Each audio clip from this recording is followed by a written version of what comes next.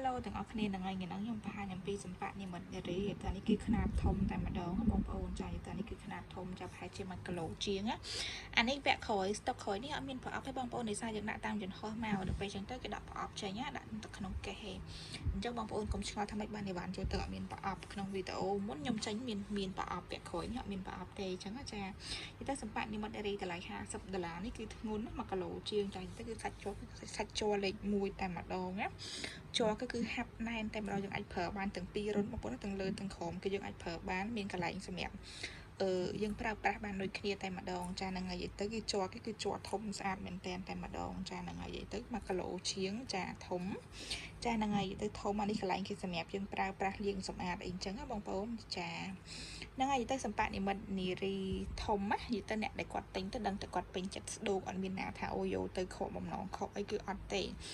ទាំងសាច់ជ័រទាំងអីគឺមកអេបតែម្ដងចាគឺសាច់ជ័រគឺស្អាតតែម្ដងអានេះ$50យើងហ្វ្រីសេវាដឹកជញ្ជូនចាបងប្អូនហ្នឹងហើយទៅដោយសារសម័យកូវីដទេយើងកុំព្យាយាមចេញក្រៅយើងអាចទិញអាហ្នឹងយកទៅប្រើដើម្បីបង្ការសុខភាពរបស់យើងអញ្ចឹងណាបើយើងទៅខលខូចខាងក្រៅក៏វាប៉ះពាល់សុខភាពដែរបើយើងសំខាន់ឆាច់ឆ្លងជំងឺឆ្លងរោគហ្នឹងគឺពិបាកខ្លាំងមែនតើបើយើងទិញអាហ្នឹងមួយអស់តែ$50យើងប្រើបានរហូតតែម្ដងចាហ្នឹងហើយប្រើបានរហូតណាចានេះគឺយើងថែមប្រេងអំបិលជូនមួយកញ្ចប់បើសិនជាបងប្អូនជាវយកទៅចាថែមមួយដបឬមួយកញ្ចប់អញ្ចឹងណាអានេះ$50ណាចា$50គឺធំ1គីឡូជាងអ្នកយកទៅគឺគាត់ដឹងតែថានេះក្រោយទិញទៀតអីហ្នឹងហើយគ្រាន់តែបច្ចៈអានេះអត់មានកេសទេដោយសារសេរីមុនខ្ញុំធ្វើវីដេអូវាមានកេសអញ្ចឹងចា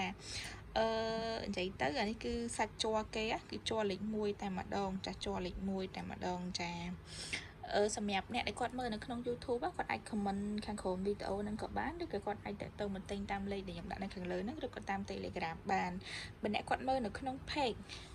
គាត់អាចcomment ខាងក្រោម page ក៏បានដែរចាខាងក្រោម page ឬគាត់ឆាតចូលទៅក្នុង page តែវីដេអូនេះប្រហែលជាអត់ផុសចូល page ទេដោយសារ Facebook អាចចាប់បើយើងអាចផុសទៅក្នុង YouTube អញ្ចឹងបងប្អូនហ្នឹងហើយអញ្ចឹងសម្រាប់អ្នកដែលគាត់ជួយគ្រប់ត្រូលគាត់អាចតែគាត់អញ្ចឹងគាត់អាចជួយទិញអាហ្នឹងផងដោយសារបាន stock ថ្មីមានតែម៉ានេះសាច់ជ័រគឺធានាថាយកទៅដឹងថ្ងៃក្រោយទិញទៀតហើយអូខេអរគុណច្រើនណាគេទៅ$50បងប្អូនទិញគឺអត់ស្ដាយលុយតែម្ដងចាទៅគឺយើងទិញគឺធានាថាអត់ស្ដាយលុយទេចាសាច់ជ័រគឺសាច់ជ័រលេខ1តែម្ដងចាគ្រាន់តែវាអត់មានប្រអប់ទេវានេះដោយសារវ៉ាន់ដាក់តាមយន្តហោះអញ្ចឹងណា